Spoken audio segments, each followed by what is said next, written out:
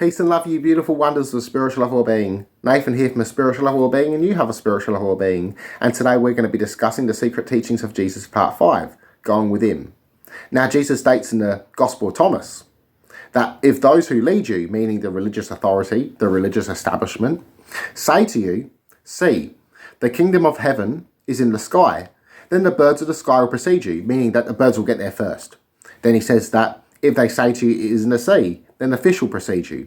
Rather, the kingdom of heaven is within you and it is outside of you. When you come to know yourselves, you'll become known and you'll realize that it is you who are the sons of the living Father. But if you will not come to know yourselves, you will dwell in poverty. And it is you who are that poverty. Meaning, if you continue to search outside of yourself, you continue to not know yourself, you don't know who you are, you don't realize your connection to God, that you are a son of God, you are continuing to live in a life of suffering. So when you come to know who you are and you realize your connection to God, that you are a son or a daughter of God, this is when you truly discover yourself. So you realize heaven is within you. Now, Luke 17.20 has a similar saying to this, so let's go read it. Okay. Some Pharisees asked Jesus when the kingdom of God would come. His answer was, "The kingdom of God does not come in such a way as to be seen.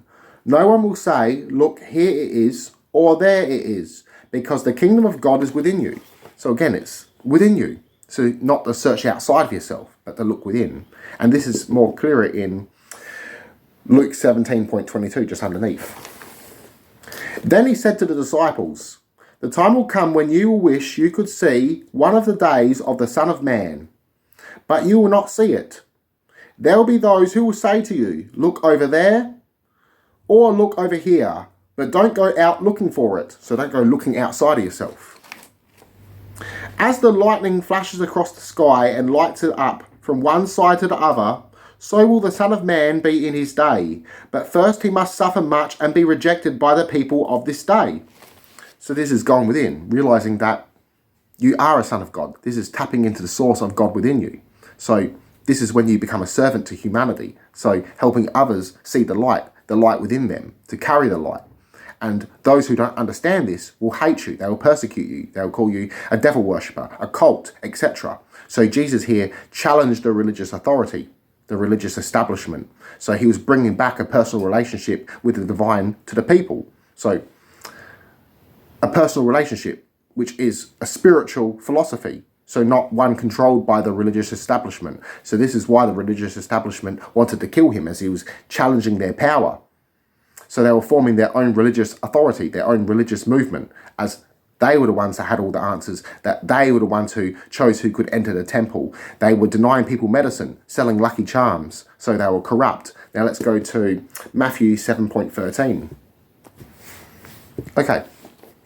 "Go in through the narrow gate, because the gate to hell is wide, and the road that leads to it is easy, and there are many who travel it.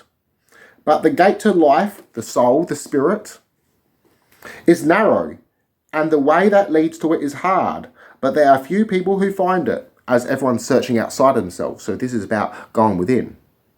Now, this here is a gate to the soul, the gate to the spirit which is above the human mind. Now, many travel outside of themselves, constantly suffering, bickering, hating others. So this is why so many people live down this road, as it's easy. It's hard to do the inner work. It's hard to progress yourself and better yourself. Now let's go to the Gospel of Thomas, saying 4 and 5. Jesus said, "The person old in days will not hesitate to ask a little child 7 days old about the place of life, and that person will live. For many of the first will be last, and will become a single one." So this is connecting the right and left brain. So this is connecting your inner connection with God, going within. So the rebirth, being reborn again. Now let's go to saying 5. Jesus said, "Know what is front of your face," so what is in front of your face, "and what is hidden from you will be disclosed to you. For there is nothing hidden that will not be revealed," or in some texts become manifest. So this is again going within.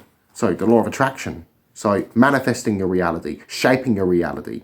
Now this in turn is also, before, the reference of becoming the first will become last. So this is a reference to reincarnation. So those who have achieved their inner Christ, realize their divine connection, will in turn choose to come back so others may wake up and in turn they've been first, but then in turn they become last. So this is collectively raising our consciousness, collectively engaging in our own personal relationship with God. So this is coming together. So Christ consciousness, achieving our inner Christ collectively. Now let's go into Luke 11.52. This here will be discussing the Pharisees are keeping those from looking within themselves. So they are condemning those who are searching within. They don't want them to do this, as they're wanting them to only follow them. So let's continue. Okay. How terrible for you, teachers of the law! You have kept the key that opens the door to the house of knowledge. In the original Greek, this would be gnosis. You yourselves will not go in, and you stop those who are trying to go in. So they're preventing those looking within themselves, finding the spiritual knowledge, gnosis. So their connection to God, their divine spark. So Jesus here is teaching those that they are divine, that they carry within them the divine spark, that they have a connection to God, that they themselves are the sons or daughter of God, that they too can be Christ-like. So let's go to the Gospel of Thomas, saying 39. Okay. Jesus said, the Pharisees and the scholars have taken the keys of knowledge, gnosis, and have hidden them. They have not entered, nor have they allowed those who want to enter to do so. As for you, be as shrewd as snakes and as innocent as doves. So this meaning be aware of their deception, not blindly following them, not engaging in this deception, but being innocent. So again, meaning that heaven is within you, finding your inner connection to God. So finding the spiritual knowledge that lies within you, the spiritual connection. Now this means tapping into the source of God within you. Now let's go into Matthew 23.13. Okay. How terrible for you, teachers of the law and Pharisees, you hypocrites! You lock the door of the kingdom of heaven in people's faces, and you yourselves don't go in. So they're not searching within themselves, and they're stopping others from doing it. Nor do you allow those who are trying to enter. So we'll continue here. How terrible for you, teachers of the law and Pharisees, you hypocrites! You sail the seas and cross whole countries to win one convert, and when you succeed, you make him twice as deserving of going to hell as you yourselves are. So this is about leading those astray. So they're worshipping a war god. This is why you find in John 8:44, Jesus saying to this religious establishment, you worship your father who is the devil. He has been a liar and murderer since the beginning. Now, this is why it says if you knew me, you would know the Father also. So Jesus is saying that we're all the sons and daughters of the Father, that these people here don't understand the connection, that they're leading others astray, that they themselves have not gone within themselves. So let's go to Matthew 23.29. Okay. How terrible for you, teachers of the law and Pharisees, you hypocrites! You make fine tombs for the prophets and decorate the monuments of those who live good lives. And you claim that if you had lived during the time of your ancestors, you would not have done what they did and killed the prophets. So you actually admit that you are the descendants of those who murdered the prophets. Go on then and finish what your ancestors started, you snakes and sons of snakes. How do you expect to escape from being condemned to hell? And so I tell you that I will send you prophets and wise men and teachers. You will kill some of them, crucify others, and whip others in the synagogues, and chase them from town to town. As a result, the punishment for the murder of all innocent men will fall on you. From the murder of innocent Abel to the murder of Zachariah, son of Berechiah, whom you murdered between the temple and the altar. I tell you indeed, the punishment for all these murders will fall on the people of this day. So this is saying that these religious elites, this religious establishment who Jesus is challenging, killed the old prophets. They took control of the spiritual teachings, forming their own religious laws, their own religious movement. So they've corrupted the teachings. So this is why Jesus is saying that they're leading others astray, that he could send ones who could do good, the true teachings of God, the true spiritual teachings within oneself, and they would deny that. So here we have Jesus saying, be aware of these people. So they're taken away the spiritual knowledge, the gnosis of the spiritual practices. They in turn made them into religious practices, so religious law. Now, let's go into why Jesus said they're the slayers of Abel. Well, Cain means tiller of the soil, the human mind. Abel means sheep, the spirit. So what comes from the spirit is above the human mind. So this is why what comes from the human mind is unacceptable to God. So this meaning that you are the temple. The temple is your consciousness, that it's the part within you that in which God manifests itself. So now let's continue. Let's go to the Gospel of Judas. Now we will find here in the Gospel of Judas that Jesus is warning the disciples that they in turn will have the wrong idea, that they will have their own beliefs, and in turn these different ideas, as they're not able to understand his true teachings, they will form new religions, and these new religions that have been inspired in their name will continue to kill others in his name. Now let's go here to the Gospel of Judas. The disciples behold the temple, and then we will read Jesus offers an allegorical interpretation of the temple. Okay, they said, "We have seen a huge house in which there was a great altar and 12 men." So this is a dream they're telling Jesus. "They were priests. We would say, and a name?" A crowd was in attendance at that altar until the priest who were done presenting the offerings. We also were in attendance. Jesus said, "What kind of people are the priests?" They said, "Some abstain for 2 weeks. Some sacrifice their own children, others their wives, in praise and humility with one another. Some have sex with men. Some perform acts of murder. Some commit all sorts of sin and lawless deeds." This is a reference to the forming of the Orthodox Church. So not just Orthodox, I'm talking about as Orthodoxy as a whole. So the Catholic Church, the Roman Church. "And the men who stand before the altar call upon your name. And through all the actions of their deficiency, that altar becomes full." And they said these things, they became silent, since they were upset. Jesus said to them, "Why are you upset? I tell you the truth. All the priests who stand at that altar call upon my name. I tell you again, my name has been written on the," bits missing, "of the generations of the stars, through the generations of people. They have planted trees in my name, without fruit, in a shameful way."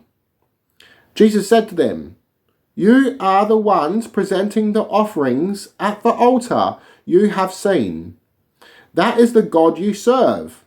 And you are the 12 men you have seen, and the cattle brought in are the offerings you have seen. They are the multitude you lead astray before that altar. The ruler of this world will stand and use my name in this manner, and generations of pious people will cling to him. After him, another man will come forward from those who are immoral." So this is claiming the next movements will form, and they will be worse and worse.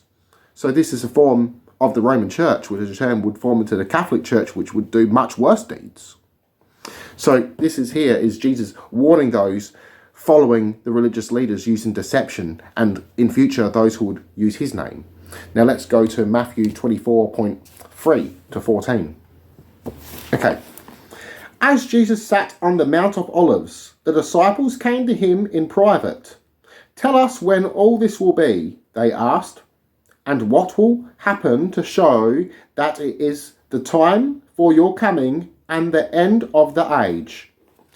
Jesus answered, 'Be on your guard, and do not let anyone deceive you. Many men claiming to speak for me will come and say, I am the Messiah, and they will deceive many people. You are going to hear the noise of battles close by and the news of battles far away. But do not be troubled. Such things must happen. But they do not mean that the end has come. Countries will fight each other. Kingdoms will attack one another. There will be famines and earthquakes everywhere. All these things are like the first pains of childbirth." So this is about bringing in a new era. So not the end of the world, but a new era. "Then you will be arrested and handed over to be punished and put to death. All mankind will hate you because of me. Many will give up their faith at that time, they will betray one another and hate one another. So this is here, Jesus knowing that his teachings would be controversial, that it would turn family against family, friend against friend, as they're unable to understand this. So these future generations will make this worse as the loss of the spiritual teachings, the esoteric practices hidden by the religious elites. So they will cause battles. They will kill those who seek to search within themselves. Now, then many false prophets will appear and deceive many people. Such will be the spread of evil, but many people's love will grow cold. But whoever holds out to the end will be saved. And this good news about the kingdom will be preached through all the world for a witness to all mankind. And then the end will come. So this is about an end of an era. Now, this here is talking about how new prophets will arise, leading others astray. So new religions will form. This is the way of the world. Now, here we're having Jesus talking about a new era. So this is referring to us. So going back to these spiritual teachings, the ones who've held out to the end, so the ones holding the spiritual knowledge. This is why we have the Nag Hammadi that was rediscovered. So the Gnostics still clung to life. And now we have these texts. Now the Gnostic Christian movement is now expanding. Now we're going to go to Revelation 5.1. Now Revelation, to some believe that it was once a Gnostic text. So encrypted. And then it was changed by the Roman Church. Some even say that this text was even condemned and was once rejected from biblical canon and was actually later put in there in favour of the Shepherd of Hermas. So now let's go to this saying here in 5.1. I saw a scroll in the right hand of the one who sits on the throne. It was covered with writing on both sides and sealed with 7 seals. So this is the right part of the brain, the right hand, and the throne. Who sits on the throne is your higher consciousness, the spirit which is above the human mind. And the 7 seals, this is the 7 chakras. So again, this is the searching within. The Kabbalah is also another form of chakras.